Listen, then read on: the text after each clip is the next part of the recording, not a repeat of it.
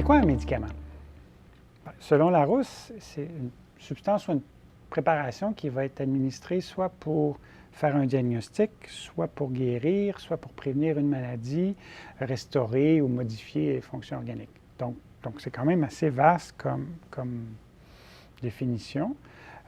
Et donc, à la rigueur, si on élargit un petit peu la définition ou qu'on l'applique au milieu agricole, on va réaliser qu'il y a plein de ces éléments-là, qui, si on sert un médicament pour traiter une vache, ça reste aussi un médicament, ça reste applicable. Et quand on transfère vers certaines des maladies du milieu agricole, à l'occasion, on va être apparenté à des substances pharmaceutiques et des pesticides. Et donc là, ça va ressembler à des pesticides.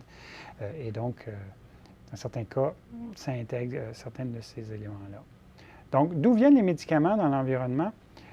C'est quand même important de réaliser que dans la majorité des cas, les médicaments qu'on retrouve dans l'environnement et qui causent des soucis ne viennent pas des industries, ne viennent pas des compagnies pharmaceutiques qui relarguent tout ça dans l'environnement. C'est beaucoup plus ce qu'on consomme tous un chacun. Et est-ce qu'ensuite, ces concentrations ne sont pas très élevées, est-ce qu'on arrive à les détecter? Est-ce que les produits pharmaceutiques sont vraiment dans l'environnement à des niveaux qui causent vraiment des soucis?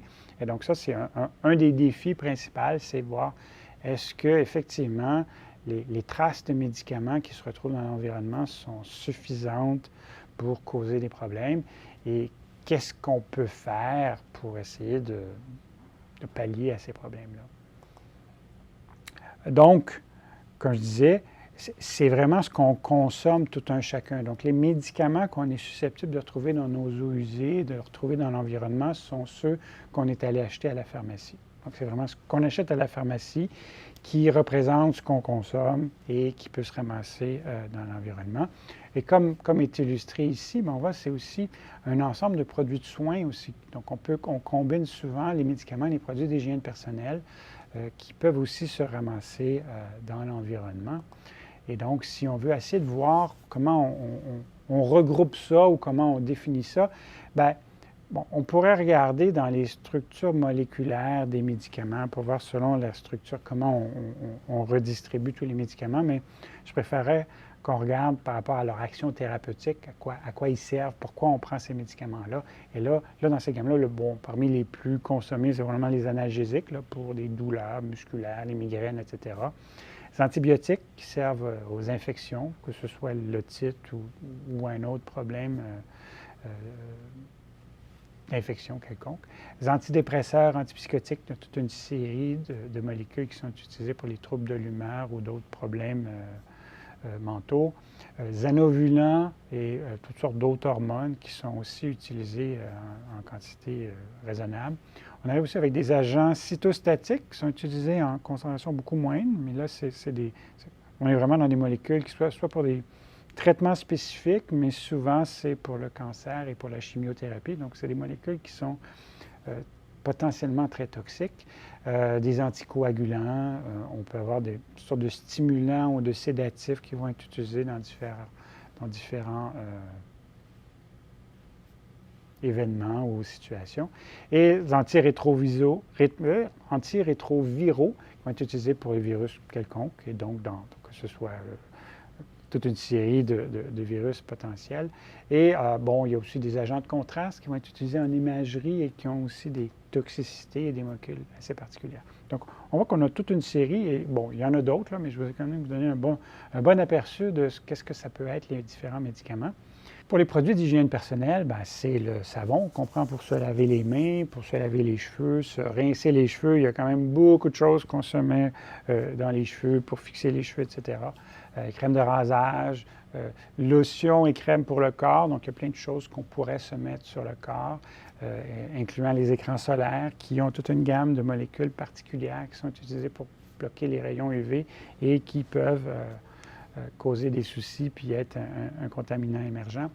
Chasse-moustique, c'est pas quelque chose qu'on mange, mais c'est quand même quelque chose qu'on consomme et qui peut avoir des impacts. Les antisudorifiques, les déodorants, même les édulcorants sont utilisés dans différents contextes d'études environnementales. Donc là, on parle d'agents sucrants, différentes molécules chimiques qui sont utilisées pour remplacer le sucre et qui se ramassent dans l'environnement et qui sont, dans certains cas, des molécules très, très, très stables. Donc, le médicament ou le shampoing, on va le consommer, le médicament. Il y a une portion du médicament qui va être absorbée dans le corps, qui va circuler dans notre corps et qui va ensuite être éliminé dans l'urine. Donc, une fois que c'est éliminé dans l'urine ou les fesses, bien, ça s'en va dans notre toilette, ça s'en va dans l'égout, ça se ramasse à la station d'épuration et la station d'épuration va faire son travail, mais malheureusement, beaucoup de nos stations d'épuration ont été conçues plus pour contrôler la matière organique, le phosphore, et très peu d'installations ont été conçues pour enlever les médicaments. Et donc, dans bien des cas, les médicaments passent à travers la station comme s'il n'y en avait pas. Et donc, ça se ramasse directement dans l'environnement. Donc, quand on prend les médicaments, il y a aussi une autre portion qui va être transformée par le corps. Et donc, la molécule initiale ne sera plus la même, mais elle va être encore transformée, mais présente. Et c'est cette molécule transformée ou ce métabolite-là qui va être largué dans l'urine ou les fesses, puis qui va cheminer dans l'environnement. Dans certains cas, le métabolite est moins toxique, donc avec moins d'impact. Dans d'autres cas, c'est pareil. Dans d'autres cas, c'est beaucoup plus toxique. Et donc, toutes les réponses sont possibles. Et donc, il faut être vigilant de ne pas trop concentrer juste sur la molécule initiale, mais d'être conscient que ces molécules-là se transforment et qu'il y a des sous-produits qui pourraient nous causer des soucis.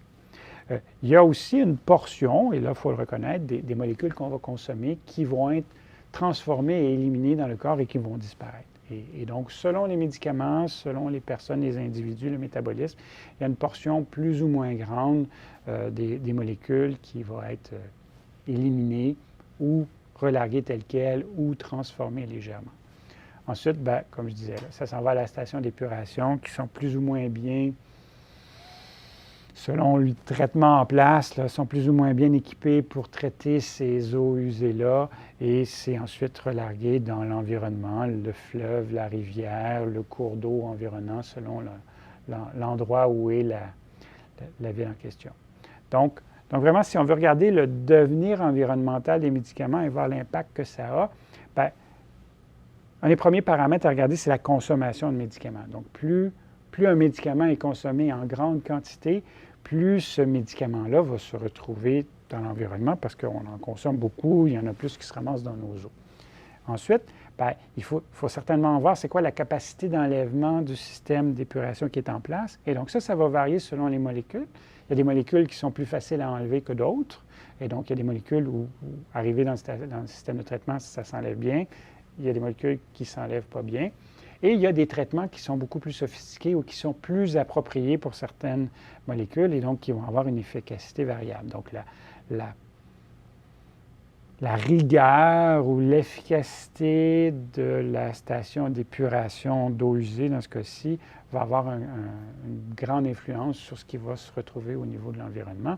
Et, bon, probablement aussi la configuration du réseau qui fait qu'il y a plus ou moins de déversement quand il y a des orages, quand il pleut trop fort. Est-ce que ça réussit à bien être capté et se rendre à la station d'épuration pour être traité ou est-ce que c'est s'envoyer directement quand il pleut trop? C'est clair que ça joue. L'autre élément qui est vraiment important, c'est la persistance environnementale. Donc, il y a certaines molécules, certains médicaments qui vont se dégrader naturellement assez facilement. Donc, ils sont exposés à l'air, ils sont exposés aux rayons UV et certaines molécules, les micro-organismes naturels dans l'environnement vont les attaquer facilement et tout ça va avoir tendance à éliminer les molécules assez facilement, assez rapidement et elles vont disparaître. Donc, c'est clair que le devenir environnemental, de façon globale, là, va dépendre de tout ce qui est en place dans notre environnement ou dans la ville ou autour, mais les propriétés des molécules vont vraiment être importantes. Et donc, il y a certaines molécules qui sont plus polaires, qui ont plus d'affinité pour les graisses ou moins d'affinité pour les graisses, qui ont plus de charge, moins de charge. Donc, il y a plein de molécules particulières, c'est vraiment les propriétés physico-chimiques de nos médicaments, qui vont faire que dans certains cas, vont être plus faciles à traiter, à enlever dans nos eaux d'épuration, d'autres qui vont être plus difficiles. Il y en a qui vont se dégrader plus facilement, d'autres moins facilement. Et donc, il y a beaucoup de liens qui sont vraiment liés à la chimie de nos médicaments.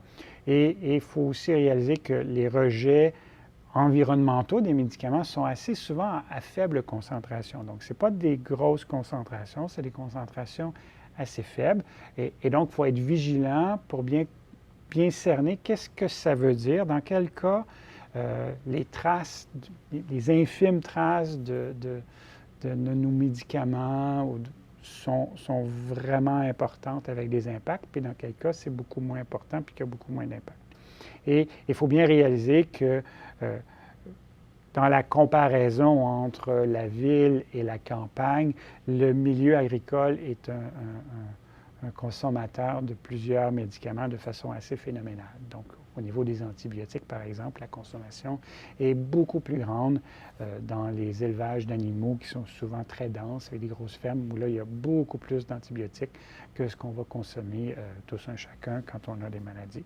Donc, il faut être vigilant de bien les partager, d'où vient la consommation, d'où viennent les médicaments qu'on consomme autant au niveau humain qu'animal, et comment tout ça va se ramasser dans l'environnement.